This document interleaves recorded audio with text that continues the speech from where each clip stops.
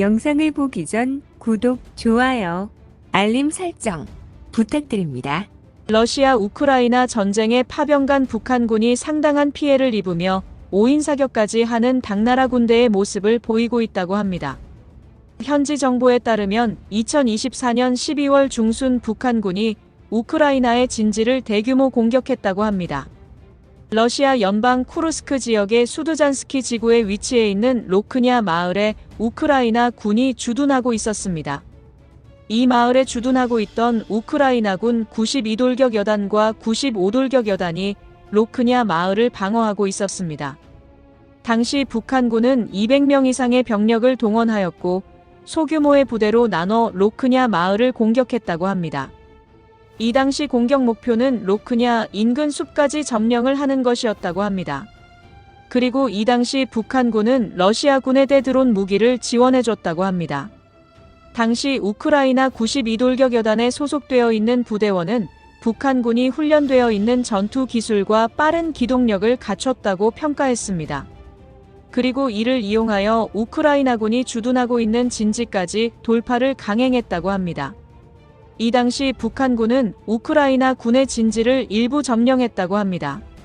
하지만 우크라이나군은 재정비를 한 후 다시 반격을 하여 전선을 회복했다고 합니다.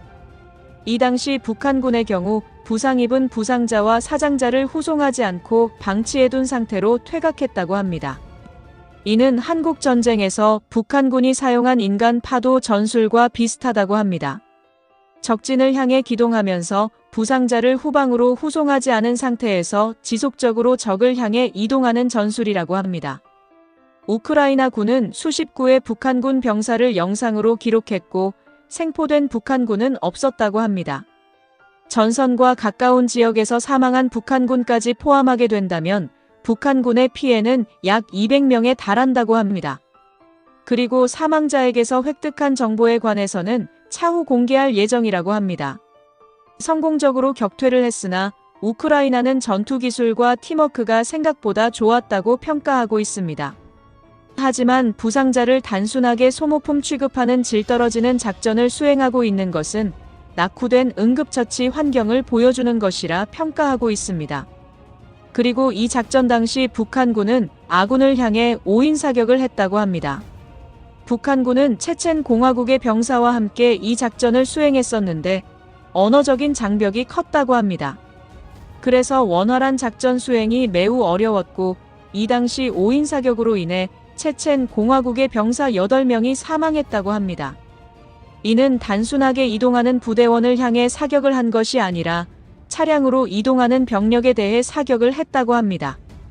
일반적으로는 서로 통역하기 어려운 상태에서는 각기 다른 지역에서 단독적인 작전을 수행하는 게 일반적입니다.